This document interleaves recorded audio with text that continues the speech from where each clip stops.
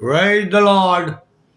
परमेश्वर की स्तुति हो जिसने ये सुंदर अवसर प्रदान किया कि एक बार फिर से मैं आपके बीच में उपस्थित होकर परमेश्वर की महिमा करूं। आइए प्रार्थना करें।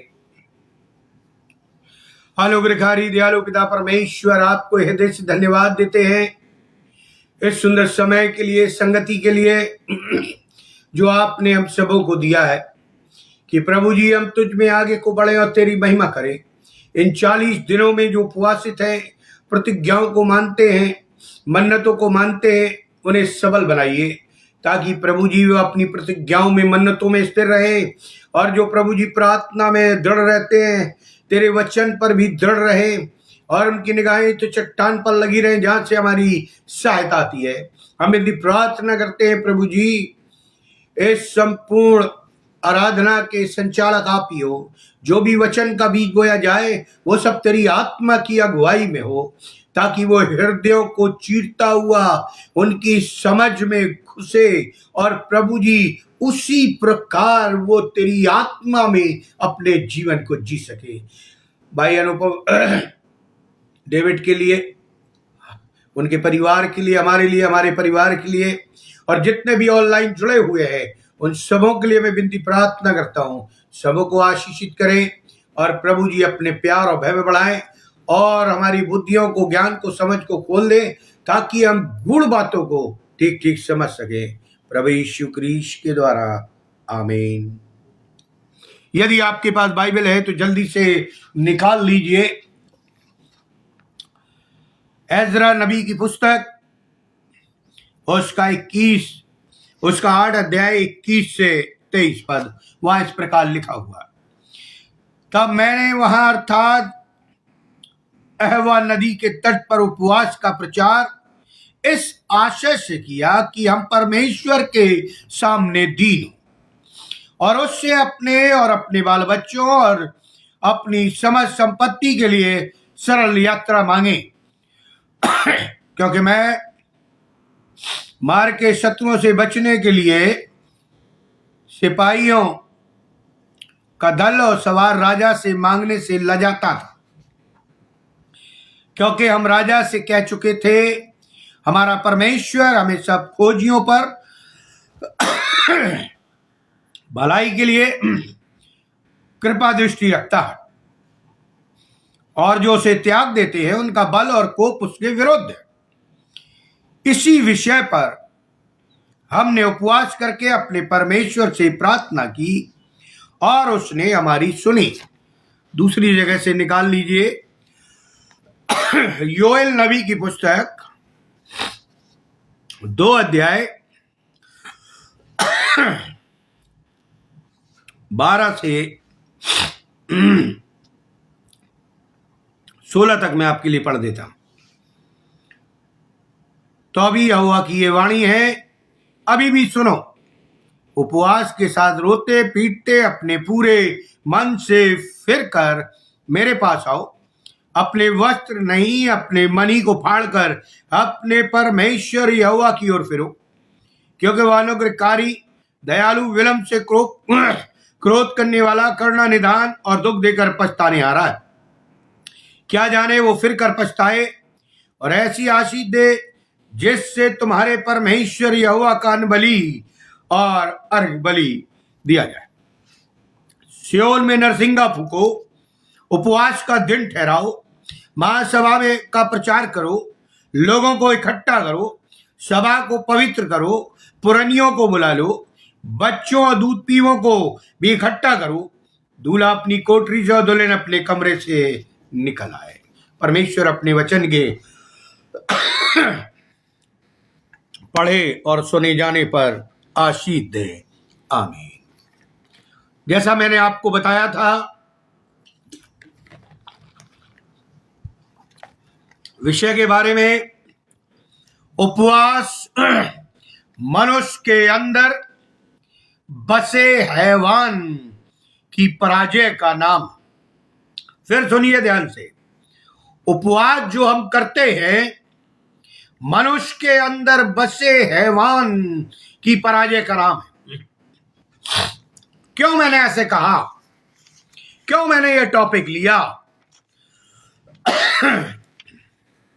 सारे लोग उपवास करते हैं, लेकिन उनके अंदर जो भी हैवानियत है, जो भी शैतानियत है, जो भी शैतानी शक्तियां हैं, जो भी बुराइयां हैं, वो जाती नहीं है। यानी हमारा उपवास जो हम कर रहे हैं वो एक ढोंग है, और यदि ये हैवान की पराजय का नाम है उपवास, जो हमारे अंदर बसा हुआ है, तो ये उपवास परमेश्वर को ग्रहण योग्य है, ग्रहण योग्य है। आप सोच रहे होंगे इन पवित्र दिनों की विशेषता यह है कि प्रत्येक मनुष्य को नैतिक विचारों में पवित्रता मिले। यानी आज हम उपवासित हैं, भोजन नहीं किए हुए हैं, बाइबल पढ़ रहे हैं, प्रार्थना कर रहे हैं, लेकिन नैतिक विचारों में पवित्रता नहीं है, तो उपवास ग्रहण योग्य नहीं। बुरी इच्छाओं को कुचलने का साहस पैदा हमारे जीवन में होना चाहिए जब हम उपवास रखते हैं। बुरी इच्छाएं जो हमारे जीवन में पैदा होती, इसको मार, उसको पटक, इसको गिरा, उसको ये कर, केवल बुरी ही सोच हमारे दिमाग में चलती है, उसको कुचलने का एहसास पैदा हो, इसलिए उपवास रखना चाहिए। विचारों में पवित्रता झलके या मिले, इसलिए उपवास रखना चाहिए। मनुष्य को की अपनी मनुष्यता की पहचान हो कि क्यों परमेश्वर ने मनुष्य की सृष्टि की, क्यों परमेश्वर ने उसे पवित्र बनाया, क्यों परमेश्वर ने उसमें अपनी श्वास फूकी, क्यों परमेश्वर ने अपनी महिमा के लिए स्वर्गदूतों को छोड़कर मनुष्यों को अधिक महत्व दिया, क्यों परमेश्वर ने कहा तुम परमेश्वर के मंदिर हो, क्यों परमेश्वर ने मुझे और आपको गवाही के लिए, प्रचार के लिए चुना। ये जानना आवश्यक है। ये दिन वर्ष के दूसरे दिनों के बाद एक नए अध्ययन से सामने आता, क्यों परमेश्वर ने मनुष्य को अपनी समानता में बनाया, जिसमें हमें अपनी त्रुटियों को सुधारने और अपने आप को ठीक ठाक करने का अवसर प्राप्त हो। इसलिए ये लेंटन डेज, ये 40 दिन निर्धारित किए गए। यानी बड़े बड़े विद्वानों ने, जो बाइबल के भविष्यवक्ता रहे, जो राजा रहे, जिन्होंने परमेश्वर का दर्शन देखा, जिनको परमेश्वर ने आज्ञा दी, जिनको परमेश्वर ने क्षमा किया, जिनकी प्रार्थनाएं परमेश्वर के द्वारा सुनी गई, उन्होंने 1 दिन, 3 दिन, 7 दिन, 10 दिन, 21 दिन और 40 दिन का फास्ट रखा। उपवास का व्यक्तित्व या परमेश्वर की आज्ञा पालन का जीता जागता एक नमूना है। यदि मनुष्य कहता है, मैं विश्वासी की बात नहीं कर रहा, मैं कलीसिया के मेंबरानों की या डिनोमिनेशन के मेंबरानों की बात नहीं कर रहा, यदि मनुष्य उपवास परमेश्वर की आज्ञा का पालन का जीता जाता एक उदाहरण है। यानी मनुष्य के अंदर यह इच्छा उत्पन्न हुई कि वो उपवास करे, यानी अपने आप को पवित्र करे, नम्र और दीन बनाए, वचन के अनुसार चले, तो वो उपवास रखता है। बुरी आदतों को, गंदी बातों को, गंदे विचार को, ये सब को छोड़ने का ही नाम उपवास। इसलिए मैंने कहा उपवास मनुष्य के अंदर बसे हैवान की पराजय का नाम है। उपवास का व्यक्तित्व विवेक की अदालत में स्वयं अपनी पेशी करता है। जब मैं उपवास रखता हूं तो मैं अपनी कमियों को ढूंढूंगा, मैं अपने पापों को गिनूंगा, पश्चाताप करूंगा, खुद ही अपने आप को कटघरे में खड़ा करूंगा कि मैंने परमेश्वर के सामने पवित्रता से जीवन नहीं जिया, उसकी आज्ञा का पालन नहीं किया, और इसलिए मुझे उपवास की जरूरत है ताकि परमेश्वर की आत्मा मुझ में ठहरी रहे, आकाश के झरोखे खुल जाए और परमेश्वर हमें अपनी गुण बातों को उपवास के द्वारा हमारे शरीर को अपने नियंत्रण में कर ले। हो सकता है मैं उपवास रखता हूं लेकिन मेरा शरीर जो परमेश्वर का मंदिर है वो पवित्र नहीं है, तो इसमें पवित्र आत्मा वास नहीं करेगा। परमेश्वर का कर्म हमारे जीवन में, हमारे परिवार में नहीं होगा।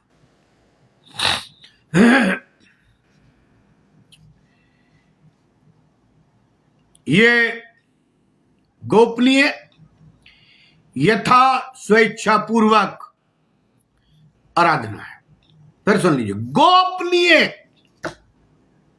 स्वेच्छापूर्वक आराधना, उपवास गोपनीय।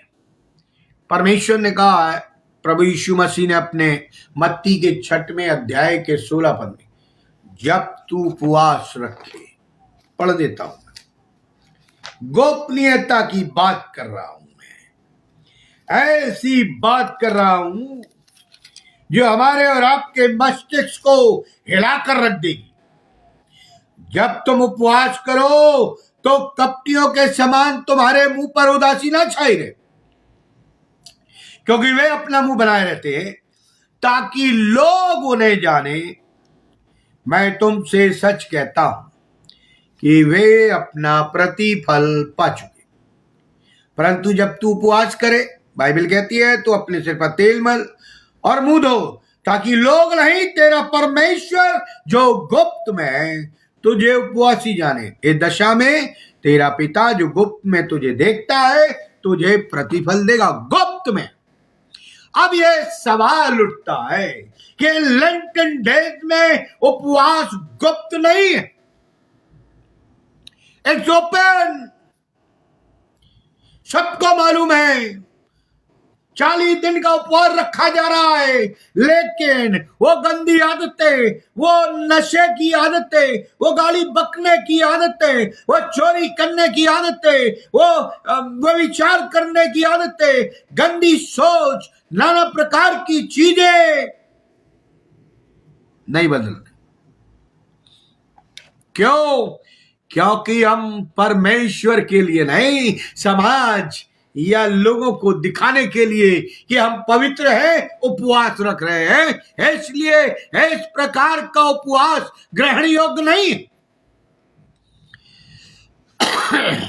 मैंने कई लोगों से बात की, उनसे पूछा, और कई लोग ऐसा करते भी है, जब जाते हैं तो नहीं सिस्टर ब्रदर हम चाय नहीं पिएंगे, हम कुछ नहीं खाएंगे, हम उपवासित। तो आप घर से निकले क्यों निकले? केवल यह बताने के लिए कि आप उपवासित हैं या आपने उपवास रखा है? उपवास बताने की चीज नहीं है, गुप्त। अगर आपने रखा है तो आप अपने घर में जाइए और अपने संबंध परमेश्वर से मजबूत करिए। प्रियो,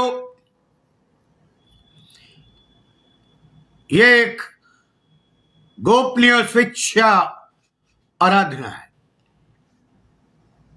ये पवित्र होने की छड़ी नहीं है। ये पवित्रता को ग्रहण करने की छड़ी नहीं है कि हमने उपवास रख लिया, भोजन छोड़ दिया, हम पवित्र हो गए। नहीं, ये हमारे संबंध को परमेश्वर से मजबूत करती है। यदि हमारे संबंध परमेश्वर से मधुर नहीं है। प्रियो, परमेश्वर जो हमारे उपवास है, जो हम उपवास रखते हैं, परमेश्वर और मनुष्य के बीच व्यक्तिगत संबंध स्थापित करने की एक कड़ी है उपवास। एक कड़ी है उपवास। भूखा रहना उपवास नहीं है, मैं अभी आगे बताऊंगा आपको। परमेश्वर से अपने संबंधों को मजबूत करना है। प्रियो, हम कई गलतियां करते हैं, कई पाप करते हैं, जानबूझकर अनजाने में। नम्र और दीन बनाकर क्षमा मांगने का दिन है उपवास। पश्चाताप करने का दिन है उपवास। दिखाने का और बताने का दिन नहीं है। उपवास मनुष्य के अंदर बसे हैवान की पराजय का नाम है। यदि मैं उपवासित हूं और मैं झूठ बोलना नहीं छोड़ता तो मैं खुद अपने आप को धोखा दे रहा हूं। यदि मैं उपवासित हूं और नशा नहीं छोड़ता, या हमारे संबंध पति पत्नी से ठीक नहीं है आपस में, तो हम अपने आप को धोखा दे रहे हैं। उपवास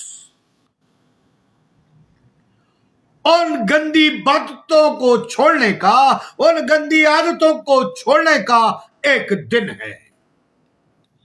यानी जो शैतानी शक्तियां, जो शैतानी कार्य, जो शैतानी चीजें हमारे द्वारा परमेश्वर को बेइज्जत करती हैं, सुनिए ध्यान से, परमेश्वर को बेइज्जत करती हैं, या हमारे द्वारा कोई ठोकर खाता है,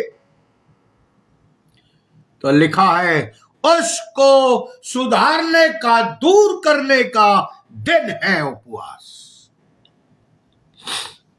मुझे नहीं मालूम कैसे लोगों में ये गलत फहमियां उत्पन्न हो गई कि हम भूखे रहेंगे तभी वो उपवास है। मैंने आपको पहर के बारे में बताया था। 3 घंटे का एक पहर होता है, और 8 पहर होते, 8 या 24 घंटा पूरे दिन में 8 पहर होते। आप पहर के हिसाब से भी उपवास रख सकते हैं। कईयों को मैंने देखा, गुड फ्राइडे की आराधना खत्म हुई, उपवास तोड़ लिया। क्यों भाई? पहले तो शाम को सूरज डूबने के बाद या दिन ढलने के बाद उपवास तोड़ते थे। गुड फ्राइडे को आपने 3 बजे के बाद ही तोड़ लिया, ऐसा क्यों? आगे समय मिला तो मैं बताऊंगा।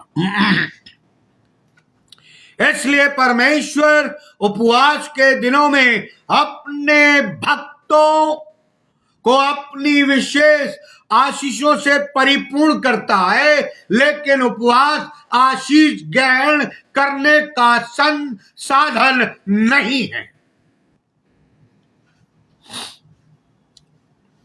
उपवास की आशीषें लाभदायक और विशेषताएं अनगिनत है, लेकिन यह पूर्णतः आत्मिक संवाद और स्वाद है। फिर सुन लीजिए, उपवास पूर्णतः आत्मिक संवाद और स्वाद है। लेकिन चक्कर देखो, यहोवा मधु से भी मीठा है। चखा कभी आप? कहने का मतलब है प्रियो कि हम और आप उपवास रखते हैं और वो ग्रहण नहीं होता। कई सालों से रखते चले आ रहे। मैं भी मेन लाइन चर्चों में था और हूं भी अभी। उपवास रखा जाता है, लेकिन उसकी गरिमा, उसकी अहमियत मनुष्य के अंदर नहीं पाई जाती जो हम और आप रख रहे हैं। केवल दिखावा, केवल धार्मिकता की शोबाजी। परमेश्वर कहता है ये गुप्त, गोपनीय है। चलिए आगे बातें करते हैं। उपवास जो है मनुष्य की शारीरिक व आत्मिक दशा को सही करने का विशेष उपाय। उपवास मनुष्य की शारीरिक व आत्मिक दशा को सही करने का एक उपाय। उपवास जब यह उपाय है और जब हम उपवास रखते हैं तब जीवन का सही भेद प्रकट होता है। भूख और प्यास का महत्व समझ में आता है जब हम उचित उपवास। प्रभु यीशु मसीह ने भी कहा मनुष्य रोटी से नहीं परंतु परमेश्वर की वचन से जीवित रहता है। इसलिए आप जो रोटी छोड़ देते हैं और इस आत्मिक रोटी को ग्रहण नहीं करते, आपका उपवास ग्रहण योग्य नहीं। जीवित विवेकपूर्ण लोगों को जीवन का महत्व समझ में आने लगता है। उन्हें परमेश्वर की ठीक से जानने की चुनौती प्राप्त होती है। किसे? मनुष्य को उसके शरीर में, आत्मिक जीवन में। परंतु विवेक रहित लोगों के लिए, सुनिए बहुत ध्यान से, बहुत कड़वा सच बोल रहा हूं, परंतु विवेक रहित लोगों के लिए उपवास सामाजिक प्रदर्शनी के अतिरिक्त और कुछ भी नहीं है। सामाजिक प्रदर्शनी जो हम और आप उपवास रखते परमेश्वर के प्रति रखना चाहिए। हम तो समाज को, अन्य लोगों को दिखाने के लिए रख रहे हैं। ये परमेश्वर के लिए कैसे हुआ? अरे परमेश्वर कहता है झूठ मत बोलो, 10 आज्ञाएं दे दी उसने। पवित्र आत्मा की अगुवाई में हमें चलना है। हमें पवित्र आत्मा का दान ही नहीं मिला।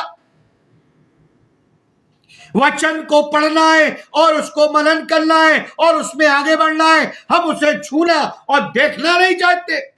हमें आपस में संगति करना है। हम कलीसिया में जाना ही नहीं चाहते।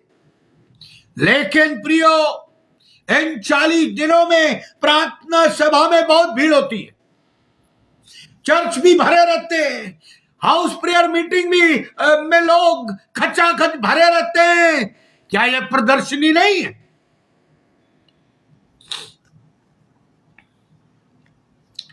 इसलिए कि उपवास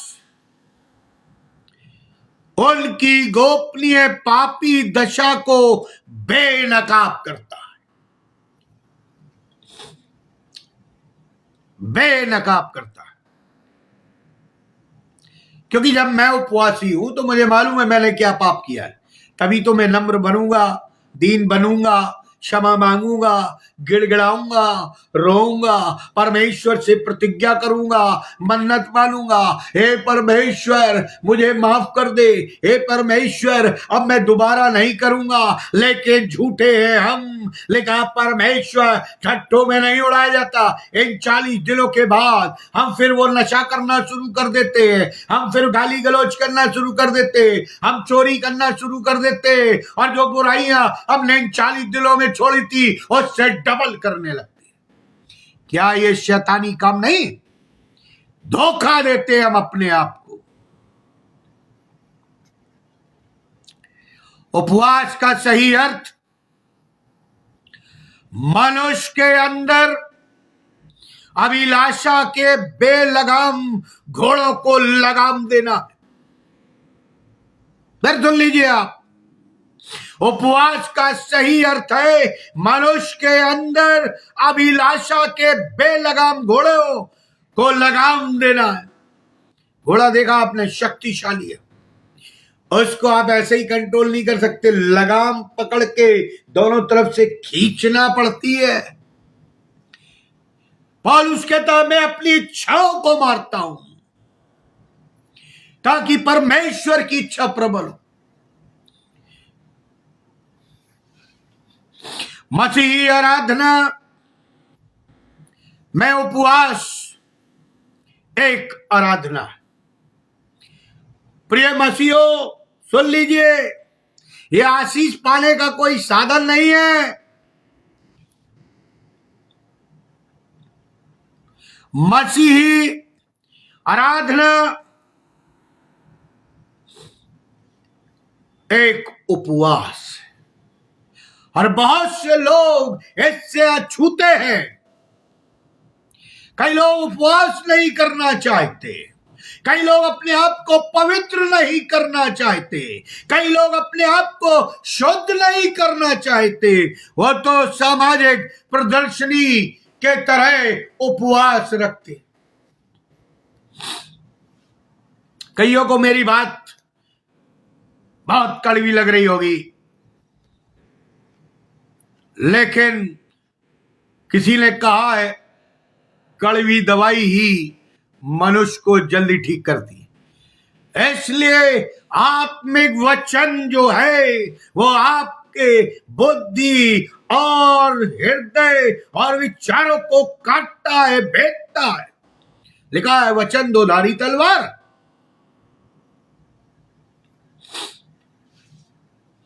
मसीही उपवास अनधर्मों के व्रत से भिन्न व श्रेष्ठ है। सुन लीजिए आप, हमारे जो उपवास है एक बाइबल में जो दिए गए, बाइबल में वो अनधर्मों के उपवास और व्रत से सबसे श्रेष्ठ है।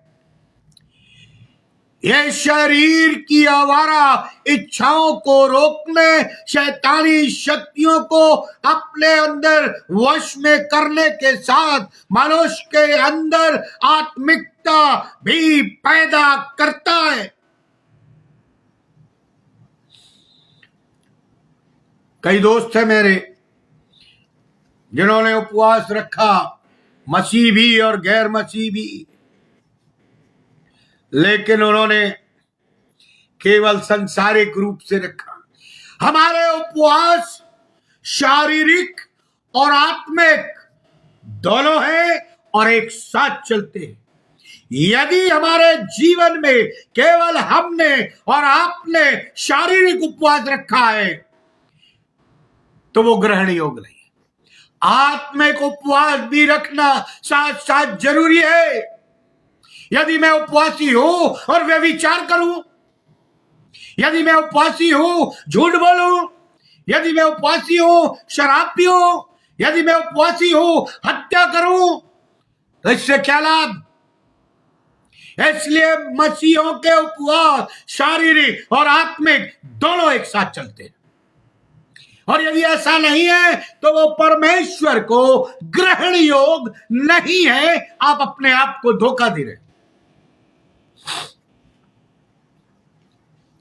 दूसरी बात, पहली मैंने बताया था आपको, उपवास मनुष्य को शारीरिक और आत्मिक दशा को सही करने का विशेष उपाय है। दूसरी बात, उपवास इच्छाओं को वश में रखने का साधन है। कई बार हमारी इच्छाएं वश में नहीं। पौलुस कहता मैं अपनी इच्छाओं को मारता हूं। देखिए, उपवास केवल पेट यानी भोजन और धन पैसा का नहीं होता। पर दुनिया, कई लोग इन दिनों में उपवास केवल पेट और धन का करते हैं, बड़े बड़े दाम देते हैं, हफ्तों नहीं खाते, कई चीजें खाना छोड़ देते हैं, मांस मच्छी छोड़ देते हैं, कई पति पत्नी आपस में इन दिनों में संबंध नहीं बनाते। लेकिन प्रियो, उपवास एक आराधना है। उपवास, चलिए ऐसे पूछ लो, उपवास क्या कभी आपने आंखों का रखा है? भोजन छोड़ दीजिए, आप खाइए कि आज मैं अपनी आंखों से कोई भी गंदी चीज नहीं देखूंगा। क्या कभी आपने कानों का उपवास रखा है, मैं किसी की बुराई नहीं सुनूंगा, गलत म्यूजिक नहीं सुनूंगा, गलत चीजें नहीं सुनूंगा? क्या कभी आपने हाथों का उपवास रखा है कि इन हाथों से कोई गलत काम नहीं करूंगा? क्या कभी आपने पांव का उपवास रखा है कि मैं केवल परमेश्वर के भवन में जाकर हाथों को खड़ा करके उसकी महिमा करूंगा? क्या इस प्रकार का उपवास रखा है? ये पांव कहीं गलत जगह पर, मजार पर, नाना प्रकार की जगह दौड़ नहीं लगाएंगे। परमेश्वर, मैं तुझे या तुझसे प्रतिज्ञा करता हूं कि मेरी आंख, मेरा मुंह, मेरा कान, मेरे हाथ, मेरी सोच, मेरे पांव सब तेरे लिए समर्पित है उपवास में। जीव, मन, बुद्धि सबका उपवास चाहिए परमेश्वर को, केवल पेट का नहीं। हम और आप गलत फहमी में जी रहे हैं। हम सुबह से शाम तक भूखे रहते हैं। वो तो परहेजी भी रहते हैं जिनको डॉक्टर ने कहा खाना मत खाना। वो दरिद्र लोग भी रहते हैं जिनको खाने को नहीं है, वो भी भूखे रहते हैं। प्रियो, हम परमेश्वर को धोखा नहीं। अगर आपने उपवास रखा है शरीर और आत्मा का, तो निश्चय जानिए पवित्र आत्मा आपकी अगुवाई करेगा और वो उपवास ग्रहण योग्य होगा और परमेश्वर आपको आशीषित करेगा।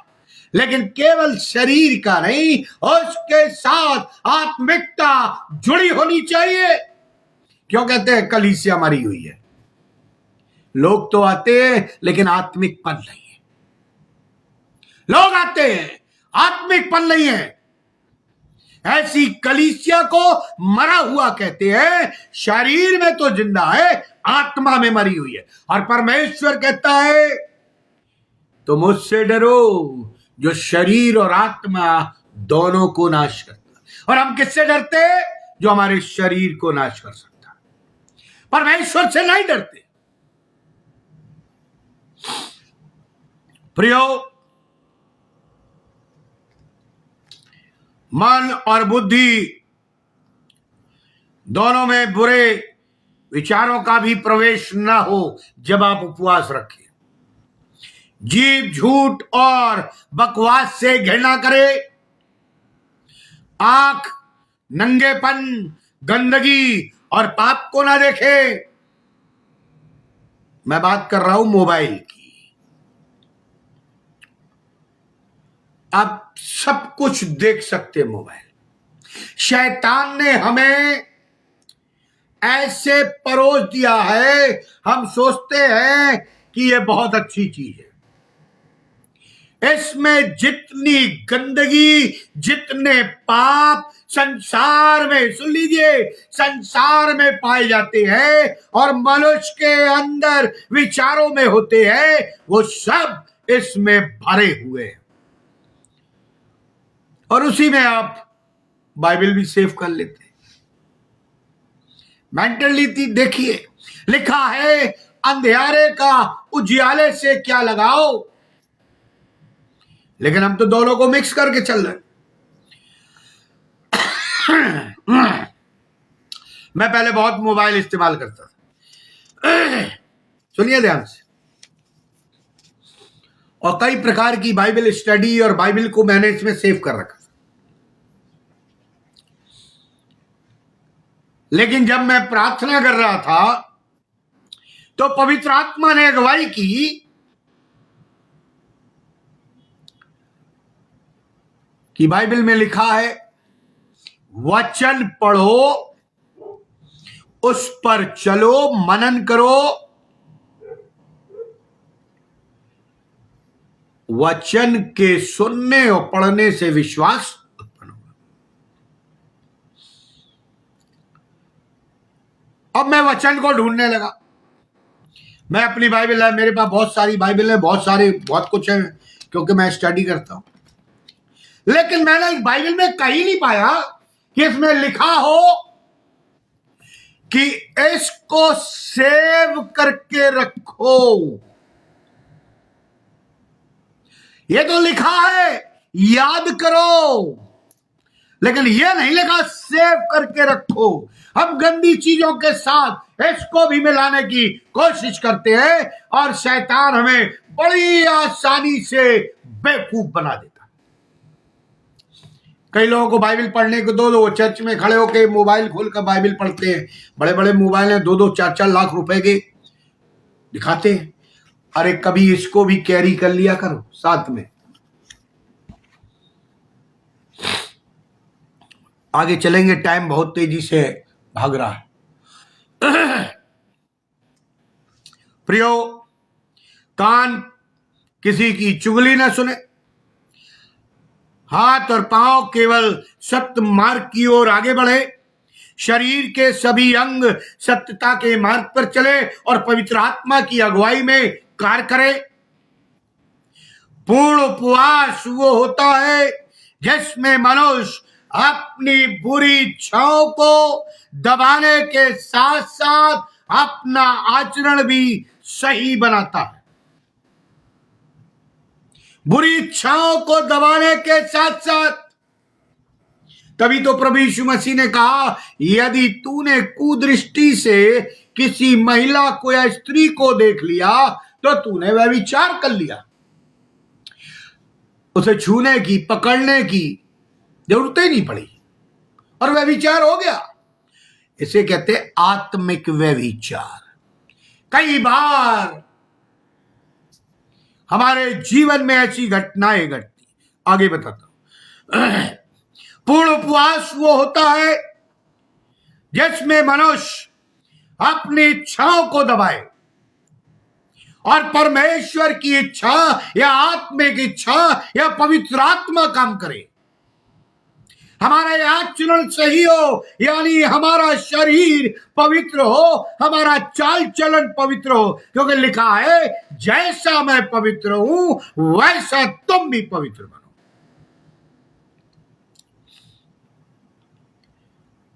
वो अपने कार्यों से आलोचना का शिकार नहीं होता। वो बेईमानी, अन्याय, लेमारी, घूसखोरी, चुगलखोरी, मक्कारी, बदमाशी, लुचपन, धांधली, नापतोल में हेरा फेरी और दो दिली से स्वयं को दूर रखता। दो दिली, इलू इलू।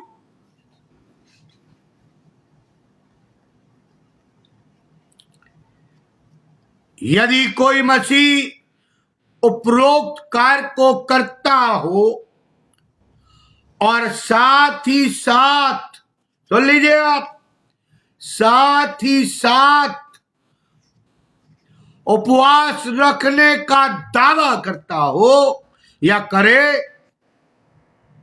तो समझ जाइए उपवास की वास्तविकता और उसकी गहराई से अनजान है। या वो शैतान के चंगुल में फंसकर सामाजिक वाहवाही को बटोरता है। यही है प्रियो, उसका उपवास जो वो रखता है भूखमरी से अधिक महत्व नहीं रखता, यानी भूखा रहने से अधिक महत्व नहीं रखता। कई मैंने बताया शुरू में भी, कई मसीह सोचते हैं भूखा रहना ही उपवास, नहीं। उपवास हमें कष्ट और संकट से बचाता है। वहां पर वो धार्मिकता के पथ पर चलने के लिए मुझे और आपको प्रेरित करता है। मैं पढ़ना चाहूंगा एक जगह से, योएल नबी की पुस्तक, उसका 2 अध्याय और उसके 12 और 13 पद में लिखा हुआ, देखिए। तो अभी हवा की ये वाणी है, अभी भी सुनो, यानी अभी भी वक्त है हमारे पास। उपवास के साथ रोते पीटते और अपने पूरे मन से फिर कर मेरे पास आओ। अब मैं आपसे पूछता हूं, जो आप इन 40 दिनों का उपवास रख रहे हो, रोए हो कभी? रोए हो? प्रियो, मन को फिराओ, पश्चाताप करो, अपने वस्त्र नहीं मनों को फाड़कर अपने परमेश्वर यहोवा की ओर फिरो, तब वो तुम पर दया करेगा। उपवास हमें धार्मिकता के पथ पर या आत्मिक जीवन जीने के लिए प्रेरित करता है। आदम हवा ने जब पाप किया, जो पवित्रता में परमेश्वर की रहते थे, अदन की वाटिका पवित्र थी, पवित्र परमेश्वर अपनी पवित्र उपस्थिति में हर संध्या को उनसे बातें करने आता था। जब आज्ञा का उल्लंघन हुआ तो लिखा परमेश्वर ने उन्हें वाटिका में से निकाल दिया। यदि आज हम पवित्र नहीं है, उपवासित तो है लेकिन पवित्र नहीं है, ये मंदिर पवित्र नहीं है, परमेश्वर के योग नहीं है, तो वो हमें भी निकाल देगा। अभी समय है पश्चाताप करने। जो मनुष्य उपवास तो रखता है मगर नेकी करने से दूर रहता है, भलाई लिखा है, जो भलाई करना जानता है और भलाई नहीं करता वो पाप करता है। वो भी उपवास को ठीक से समझ नहीं सकता और वो आशीषें प्राप्त नहीं कर सकता जो उसके लिए ठहराई गई, क्योंकि उपवास तलवार की धार पर चलने के समान है। कभी आप चलिएगा तलवार, थोड़ा सा भी डिसबैलेंस हो, खच्चाक से आपके शरीर में चुभ जाए। प्रियो, तलवार की धार पर चलने के समान है उपवास। व्यर्थ बातों से अपने आप को बचाना है, निश्चित मार्ग पर चलना है, मनुष्यों के अच्छे कामों का प्रभाव लोगों पर छाप छोड़ता है।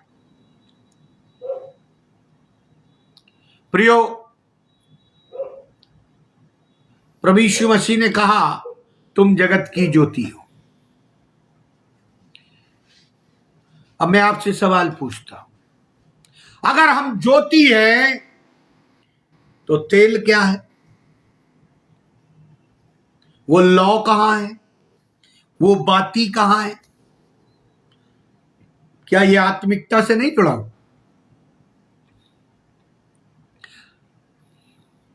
अपने लहू के दीप जलाकर कौम को प्रकाशित करके समाज को चमकाना है। केवल खोखलेबाजी और हवाबाजी में बात और उपवास नहीं करना है।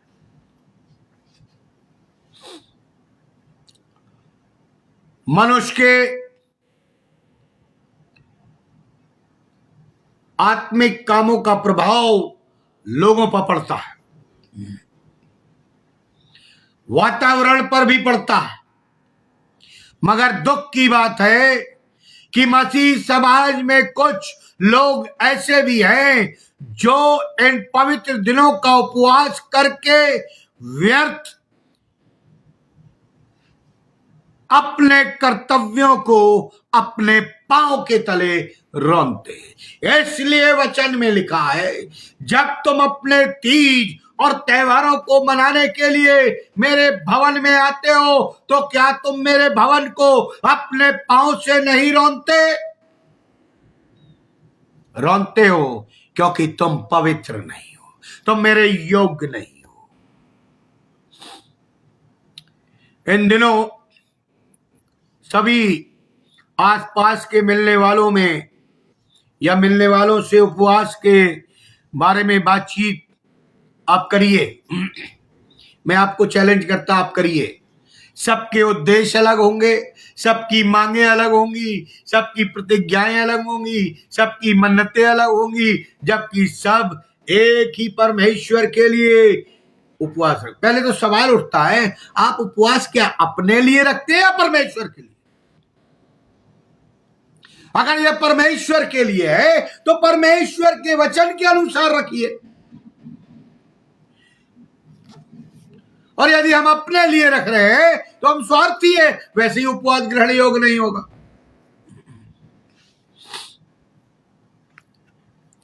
प्रियो, हम अपनी साक्षी यानी गवाही दें। हम अपने वार्तालापों से, आमोद और प्रमोद से, उपवास से संबंधित गलत विचारों को दूर कर सकते हैं। जो भी हमारे अंदर उठते हैं, जो भी हम नाना प्रकार के गलत स्वप्न देखते हैं, गलत चीजें देखते हैं, गलत चीजें सोचते हैं, वो इन उपवास के द्वारा यदि ये आत्मिकता से जुड़े हैं तो दूर हो जाएंगे। जो लोग मसीह नहीं है उनको मसीह उपवास का असली रूप तथा विशेषताएं आप अपने जीवन से बता सकते।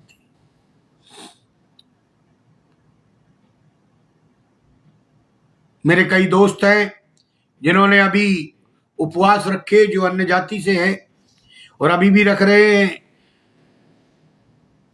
उन्होंने कई चीजें छोड़ दी थी और जब उपवास खत्म हो गए चालू कर दी। क्या हमारे मसीह समाज में ऐसा नहीं होता? यानी हम अपने कर्तव्यों को ही अपने पांव से रौंद देते हैं।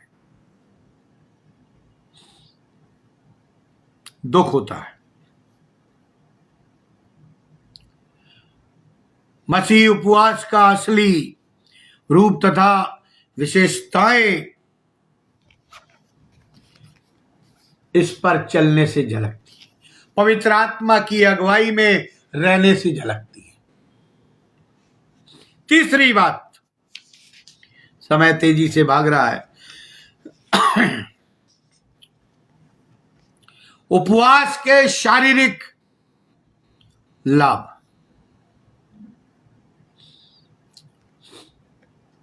उपवास के शारीरिक अनगिनत लाभ है। वैद्य लोग इस बात पर पूरी तरह सहमत हैं, यानी डॉक्टर्स, कि भोजन पर नियंत्रण बहुत सी शारीरिक बीमारियों से बचा सकता है। ध्यान से सुनिएगा, डॉक्टर लोग, साइंटिस्ट लोग ये कहते हैं अगर आपने भोजन पर नियंत्रण रख लिया तो आपके अंदर कई प्रकार की शारीरिक बीमारियों पर आप नियंत्रण रख ले। हमारी अधिकतर बीमारियां अधिक भोजन लेने के कारण होती है। उपवास के दिनों में भोजन कम खाते, खुराक में भी अंतर रखते,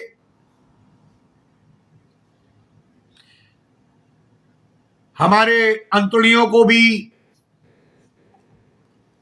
विश्राम मिलता है, अंदर की सफाई या मरम्मत हो जाती है, साल भर की बद परहेजियों का उपचार हो जाता है, 40 दिन तक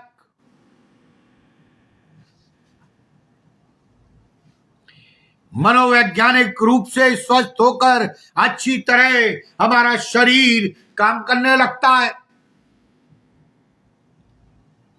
शरीर का मोटापा भी कम होता है, पाचन क्रिया शक्तिशाली हो जाती है, शरीर के अंदर की मशीनरी पूरी तरह से ओवरहॉलिंग हो जाती है।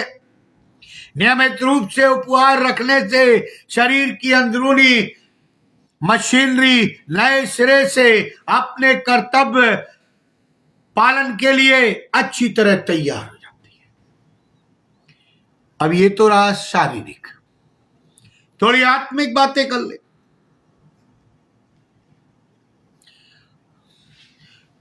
उपवास गंदी से गंदी आदतों को छोड़ने का एक विशेष माध्यम है। यदि आप नशा छोड़ना चाहते, यदि आप नाना प्रकार की चीजों को छोड़ना चाहते, आप उपवास रखिए और लंबा उपवास रखिए। पवित्र आत्मा आपकी अगुवाई करेगा। वह विचार छोड़ने का नाम ही उपवास है, नशा छोड़ने का नाम ही उपवास है, गंदी बातों को छोड़ने का नाम ही उपवास है। मनुष्य के अंदर बसे हुए हैवान पर पराजय का नाम ही उपवास है।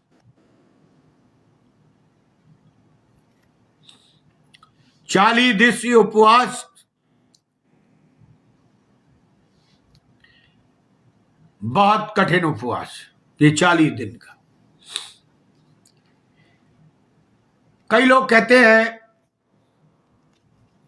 मैंने बताया था आपको उपवास रखना जरूरी है। कई लोग कहते हैं पादी साहब हमसे उपवास नहीं होता, क्योंकि आप आत्मिकता में अपने परमेश्वर से नहीं जुड़े हुए। यदि आप जुड़े हुए होते तो आपको उपवास में कोई परेशानी नहीं होती। कई कहते हैं हम बीमार हैं, उपवास नहीं रख सकते, क्योंकि बाइबल कहती है मनुष्य की बीमारी संसारिकता और शैतानियत से ही बढ़ती है। जितने भयंकर पाप उतनी भयंकर बीमारियां, लाइलाज बीमारियां, लाइलाज पाप। केवल प्रभु यीशु मसीह का लहू हमें शुद्ध और पवित्र कर सकता है, हमें नशे पत्ते से छुड़ा सकता है, हमें व्यभिचार से दूर रख सकता है, हमें नाना प्रकार की शैतानी शक्तियों से हमें विजयी दिला सकता है। सारी दुष्ट आत्माओं पर हमें अधिकार है, स्वर्ग और पृथ्वी का अधिकार हमें और आपको दिया गया है, उसका हम इस्तेमाल कर सकते हैं। जब हम परमेश्वर के साथ सम्मिलित हो जाते, शारीरिक और आत्मिक उपवास के साथ, तब परमेश्वर की आत्मा हम पर और आप पर बल से उतरती है, और तब ये वचन हमारे जीवन में, परिवार में, समाज में कलीसिया में काम करता है।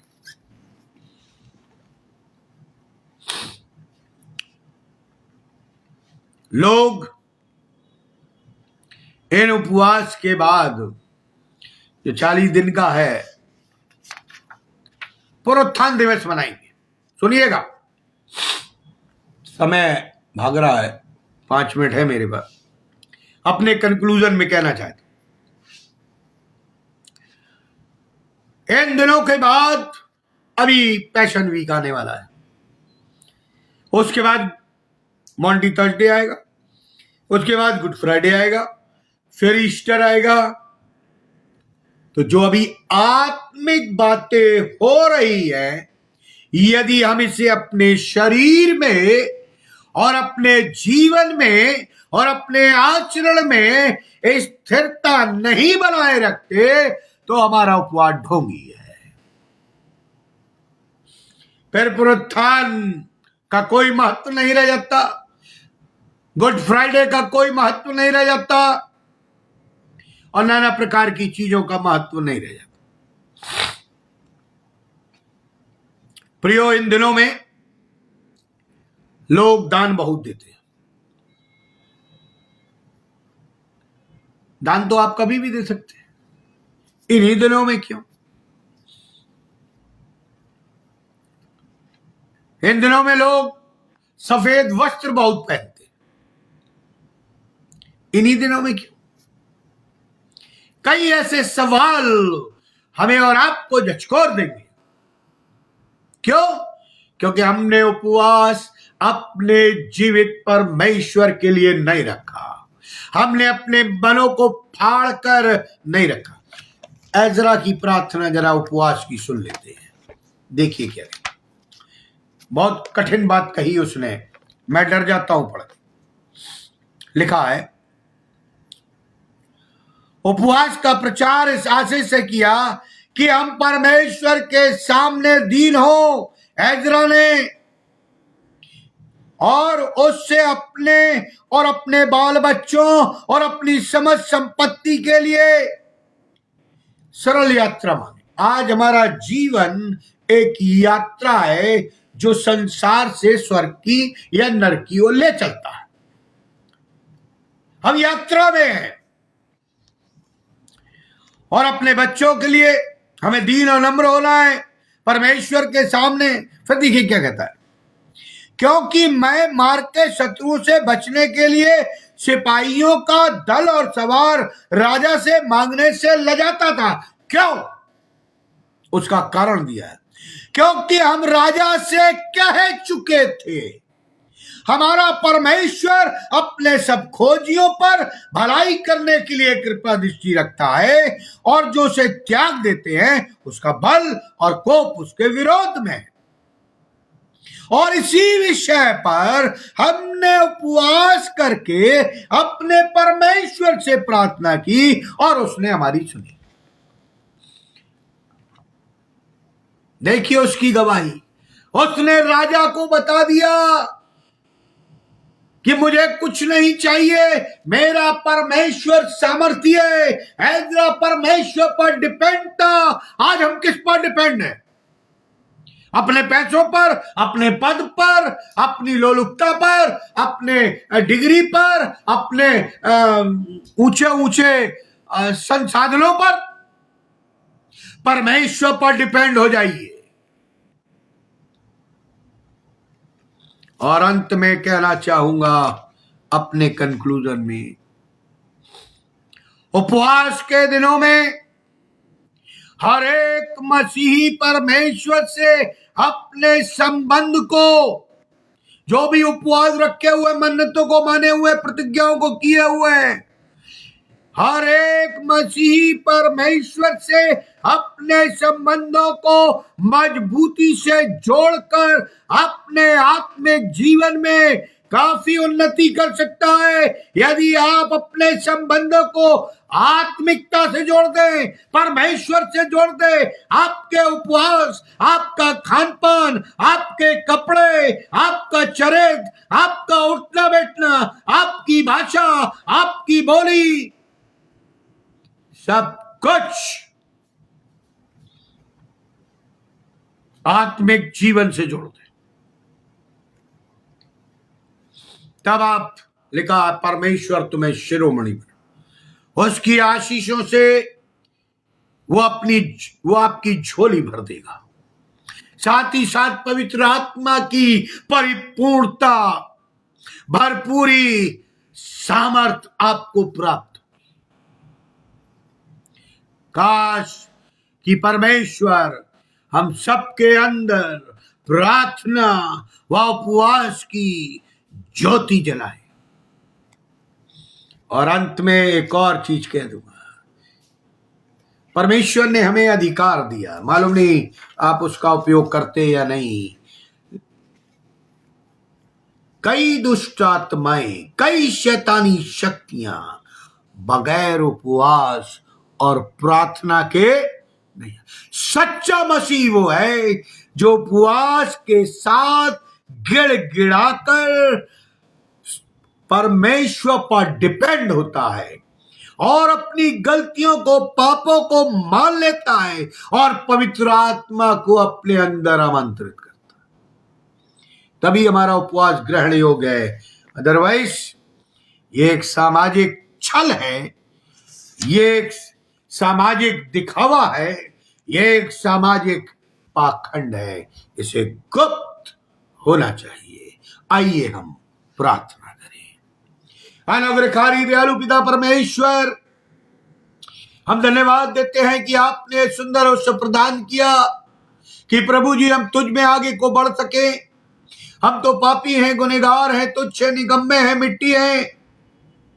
प्रभु जी हमें तरीका नहीं मालूम, हमें नम्र बना, तेरी आत्मा के द्वारा नम्र बना, आत्मा के द्वारा शुद्ध पवित्र कर, अपने लहू से शुद्ध पवित्र कर, ताकि जो ये मंदिर है जब ये उपवास रखे तो तुझे ग्रहण योग्य ठहरे। तू हमारे जीवन में, हमारे परिवार में, कलीसिया में, एक एक व्यक्तियों में वास करे प्रभु जी, क्योंकि लिखा है यदि तुम नहीं बोलोगे तो ये पत्थर चिल्ला उठेंगे। प्रभु जी हम प्रार्थना करते, हम पर दया कर, नम्र दीन बना, और प्रभु जी हमारे उपवास आत्मिकता से जुड़ जाए। जो हमारा आत्मिक जीवन है वो शारीरिक जीवन से ऊंचा हो जाए, ताकि प्रभु जी जब हम प्रार्थना करें तो हमें उत्तर प्राप्त हो जाए। सारी शैतानी शक्तियां, पाप तोड़े जाएं, जीवन से निकाले जाएं, और प्रभु जी हमारे जीवन तेरे लिए समर्पित हो, ताकि जैसा तू चाहे उसे इस्तेमाल करे। इसीलिए तो तूने हम सबों को इस पृथ्वी पर और अपनी अपनी जगहों पर रखा है कि हम भटकी हुई आत्माओं को बचाए। जब तक हम नहीं बचेंगे, जब तक हम पवित्र नहीं होंगे, जब तक तेरी सामर्थ हम पर नहीं होंगी, हम कुछ नहीं कर सकते। हम केवल तुझ पर ही डिपेंड है। भाई अनुपम डेविड के लिए, हमारे परिवार के लिए, उनके परिवार के लिए, और जितने भी ऑनलाइन जुड़े हैं, हम सबों को आशीषित करना, ताकि प्रभु जी हम तुझ में बढ़े और तेरी महिमा का कारण ठहरे। प्रभु यीशु क्रीश के द्वारा, आमीन।